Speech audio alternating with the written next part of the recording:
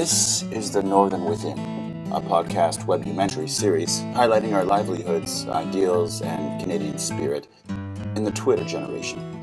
I am your host, Jeff Hodson, an aspiring blogger and communications student at Memorial University Online. Last week's podcast took a look at how lesbians are using the power of the web, resources such as YouTube, Twitter, Facebook, and even YTV's revamped social networking site, tight.ca, to educate and share their new culture, or Culture 2.0 for lesbians, as poet Queen Mitchell famously stated at a Ryerson Open Chat last year.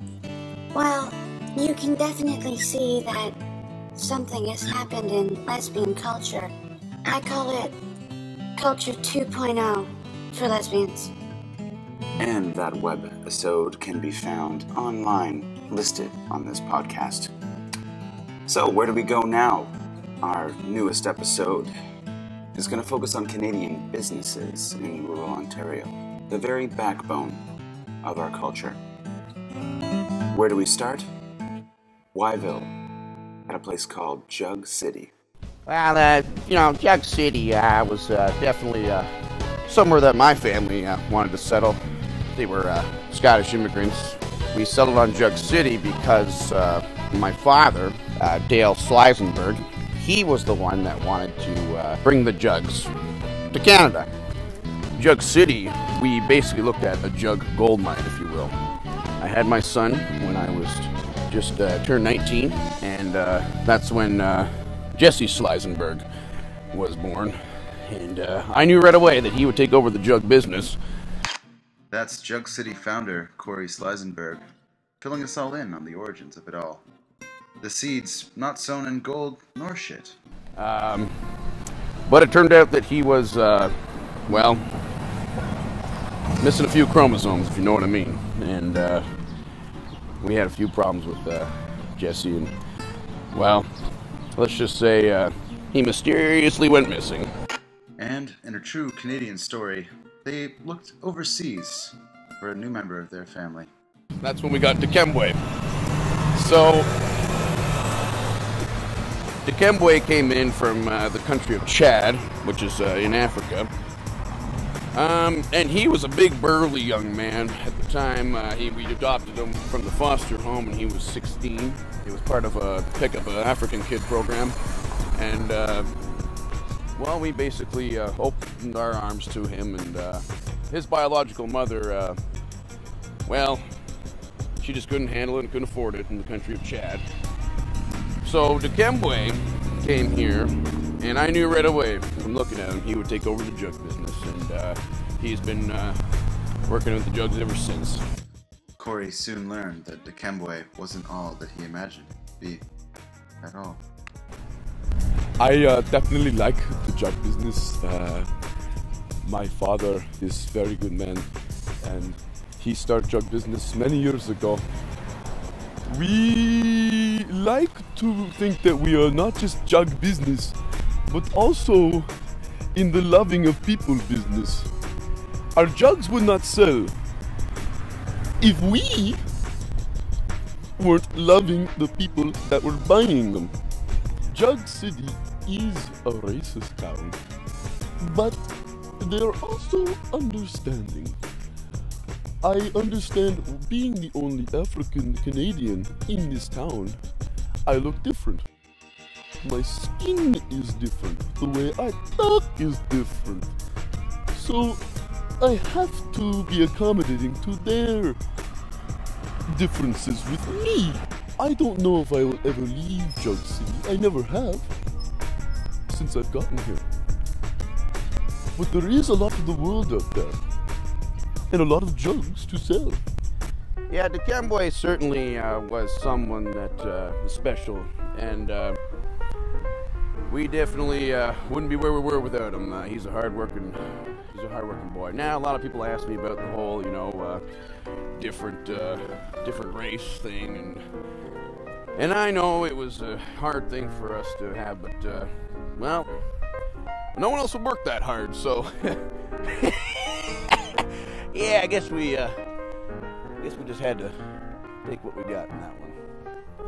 But I love him. He's a good boy to begin with. My wife, though, she's the real saint in the family. She has dinner every night and on the table for us. Dikembwe eats like a fucking hog, but yeah, we gotta the grocery bill's a little high. Well, one time, Dikembwe ate an entire turkey on his own and said, appetizer was good, when's the main course? And I thought he was kidding, but it turns out there was bone dry the turkey there. And so ever since then, I've been calling him Gobble Gobble.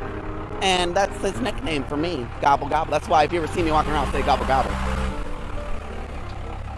But we love him. Dikembwe, I told him that he's got to start making some friends because, well, eventually I'm not going to be around, and I'm not saying I'm a sick man, but I'm, well, not doing that well. So I told him, you know, I gave him some allowance money to go out and have a few beers and meet some friends. So he met one guy, and it was ironic because his name was Chad, and that's the country where Dikembwe is from. So, and Chad was, well, he's a good boy, I like him, but I think he's using Dikembwe for his jug money. Fucking Dikembwe is he's a good guy. It's just that he's like, I don't know, he talks all weird and stuff, you know? I'm not like, he's not my best friend. Like, whatever. Like, you know, he comes out and all the girls are like, is the stick bigger than yours? And all this stuff. And it's like, yeah, probably. Like, he doesn't get any puss, though. He's too shy. Stands in the corner of the bar and just, like, twirls a straw in his drink. We got him so fucked up off Miller Jenny's one night, and he definitely, like, was, like, barfing and shit. He's like, don't tell my dad. And so we went back and told his dad anyways, and his dad was like, what the fuck you did? I'm like, so anyways, we took $20 out of his wallet and got another sixer and just got blasted shotgunner.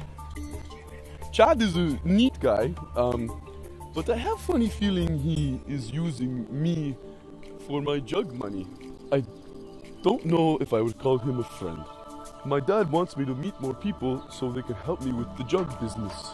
Yeah, well, he's got to get out there and meet some more friends. Maybe he'll be all alone out there. And I told him he needs to get a girlfriend, but not only is it tough for him to live in this city because he's African-Canadian, but, well, we got suspicion that he's also homosexual.